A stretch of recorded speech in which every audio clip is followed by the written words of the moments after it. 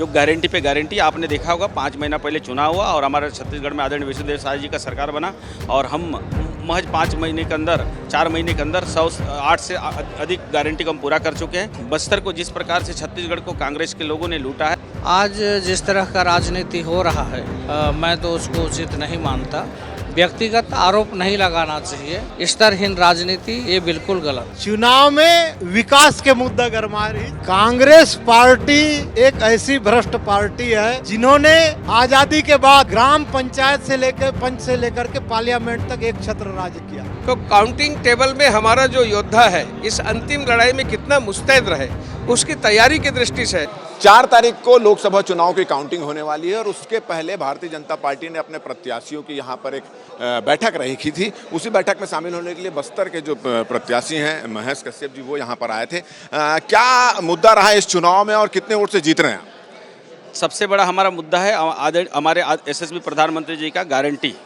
जो गारंटी पे गारंटी आपने देखा होगा 5 महीना पहले चुनाव हुआ और हमारे छत्तीसगढ़ में आदरणीय विष्णुदेव साय जी का सरकार बना और हम महज 5 महीने के अंदर 4 महीने के अंदर 108 से अधिक गारंटी को हम पूरा कर चुके हैं।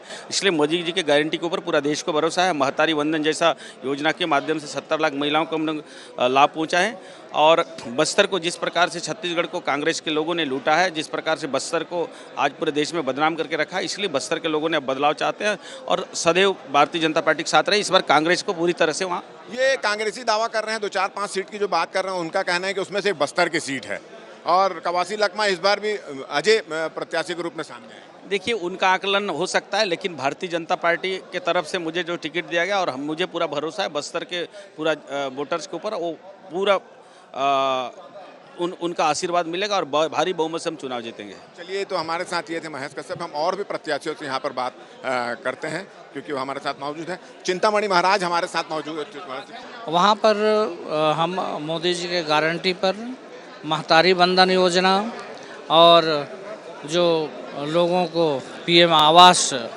का मामला था ये मुद्दा था। उसके अलावा जो धान का बोनस का मामला है ये सब मामले थे और मोदी जी के गारंटी पर हम चुनाव लड़े।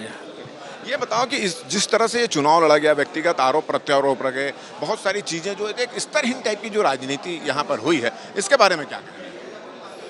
आज जिस तरह का राजनीति हो रहा है मैं तो उसको उचित नहीं मानता। हमारे चुनाव में भी इस तरह का जो आरोप लगा रहे थे वो मेरे को उचित नहीं लगता था और मैं ऐसा आरोप लगाया भी नहीं किसी के ऊपर। व्यक्तिगत आरोप नहीं लगाना चाहिए और चुनाव का जो समय है उस समय लोगों को भटकाने के लिए ये सब जो किया जाता है स्तरहीन राजनीति ये बिल्कुल गलत है। चलिए, आपने पिछला चुनाव कांग्रेस से लड़ा था, उसके बाद अभी भाजपा से लड़े, कुछ अड़चन आई चुनाव लड़ने में? नहीं, कोई अड़चन नहीं। भारतीय जनता पार्टी में कार्यकर्ता चुनाव लड़ती है, कार्यकर्ता पूरा मन से चुनाव लड़ा है, इसमें कहीं पर कोई दिक्कत नहीं आया। तो चिंतामणि महाराज थे, उनका कहना है कि भारतीय जनता पार्टी ने पूरे मन के साथ चुनाव लड़ा और जो बयान इस पूरे चुनाव के दौरान कांग्रेसियों द्वारा आते रहे वो केवल मतदाताओं को भटकाने के लिए आ रहे थे, मगर पूरे मतदाता छत्तीसगढ़ के भाजपा के साथ हैं। हम कांग्रेस के प्रत्याशी भोजराज नाग जी जो इस बैठक में आए तो उनसे भी बात करेंगे और उनके क्षेत्र में क्या स्थिति उसके बारे में भी चर्चा करेंगे। हमारे साथ कांकेर के लोकसभा प्रत्याशी भारतीय जनता पार्टी के भोजराज नाग भी यहाँ मौजूद है। इस बार क्या मुद्दा गरमाए रही इस पूरे चुनाव में, अगर हम बात करें? चुनाव में विकास के मुद्दा गरमा रही और भारतीय जनता पार्टी विकास के मुद्दा लेकर के चुनाव में जा रही है। अभी कांग्रेस जब कांग्रेस के लोगों से पूछ रहे हैं कि कौन कौन सी सीट भी जीत रही है तो उसमें कांकेर की सीट का भी नाम लेती हैं, तो क्या लग रहा है आपके जो मेहनत किए हैं जो किए हैं उसके हिसाब से क्या नजर है, कितने वोट से जीतेंगे आप? निश्चित रूप से भारतीय जनता पार्टी छत्तीसगढ़ के 11 लोकसभा सीट जीतने वाली है, जीत रही है और कांकेर लोकसभा हम प्रचंड बहुमत से जीत रहे हैं। अच्छा, बताओ, जब आप लोग अभी समीक्षा बैठक कर रहे हैं तो उसमें बोल रही हैं कांग्रेसी लोगों का बयान आ रहा है कि हार के पहले की समीक्षा है, इस तरह की बात कर रहे हैं। कांग्रेस पार्टी एक ऐसी भ्रष्ट पार्टी है जिन्होंने आजादी के बाद ग्राम पंचायत से लेकर पंच से लेकर के पार्लियामेंट तक एक छत्र राज किया। कांग्रेस पार्टी कभी गरीबों के लिए काम नहीं की, कभी महिलाओं के लिए काम नहीं की, कभी विकास की योजना गांव तक पहुंचने नहीं दिया। अभी पिछले 10 सालों से माननीय नरेंद्र मोदी जी के नेतृत्व में जन कल्याणकारी योजना प्रत्येक गांव तक पहुंच रहा है, पूरे क्षेत्र तक पहुंच रहा है अभी पिछले 5 महीनों में भारतीय जनता पार्टी की सरकार, माननीय विष्णुदेव जी की सरकार छत्तीसगढ़ में है और हमारे मुख्यमंत्री जी, हमारे प्रधानमंत्री जी की जो जन कल्याणकारी योजना है प्रत्येक गांव तक पहुंच रही है, प्रत्येक व्यक्ति तक पहुंच रही है। इस बार स्कोर क्या रहेगा? 11-0 रहेगा कि क्या रहेगा स्कोर? पूरे 11 के 11 लोकसभा सीट भारतीय जनता पार्टी चुनाव जीत रही है। चलिए, तो पूरी 11 के 11 सीट भारतीय जनता पार्टी जीतेगी। बोले हमारे साथ संतोष पांडे जी भी यहाँ मौजूद हैं।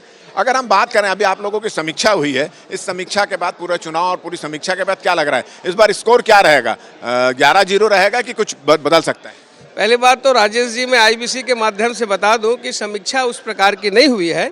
ये जो गणना होना है, काउंटिंग होनी है, तो काउंटिंग टेबल में हमारा जो योद्धा है इस अंतिम लड़ाई में कितना मुस्तैद रहे, उसकी तैयारी की दृष्टि से कि किस प्रकार से हमारा चार्ट प्रोफार्मा हो और अंतिम तक हमारा कार्यकर्ता डटा रहे गणना टेबल पर, इसके विषय में और सब प्रकार से हर विधानसभा में, जैसे हमारा कवर्धा पंडरिया है, मेरी जानकारी के अनुसार कि वो सबसे बड़ा क्षेत्र है, यानी वहाँ 400-425 बूथ है, वहाँ 21-21 टेबल लगेगा। तो इस प्रकार से सबके विषय में विस्तार से चर्चा हुई है। विधानसभा और ऐसे लोकसभा के प्रभारी भी बनाए गए हैं। इस प्रकार की बात। ये कांग्रेसी ये बोल रहे हैं कि एक तरफ आप लोग बोलते हैं कि 11 की 11 सीट जीत रहे हैं, दूसरी तरफ से आप लोग काउंटिंग को लेकर भी थोड़ा सा आशंकित हैं, इस तरह की बात कर रहे हैं। तो ये उनका कहना है कि हार की घबराहट के कारण इस तरह की बात कर रहे हैं। ऐसा है कि भारतीय जनता पार्टी रणनीति में कभी पीछे नहीं रहती और लड़ाई होती है, अंतिम तक हम मोर्चा पे डटे रहते हैं, यही भारतीय जनता पार्टी की विशेषता है। चलिए, ये थे संतोष पांडे और उनका कहना है कि जिस रणनीति के तहत, जिस प्लानिंग के तहत चुनाव लड़ा,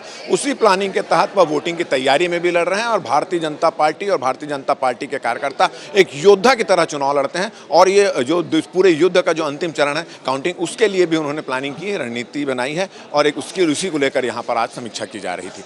हमारा ये वीडियो, हमारी ये बातचीत अगर आपको अच्छी लगी हो तो ज़्यादा से ज़्यादा इसको शेयर करें, सब्सक्राइब करें, अपने सुझाव हमको देना ना भूलें और मुझे और मेरे कैमरामैन लखन शर्मा को दे इजाज़त। नमस्कार।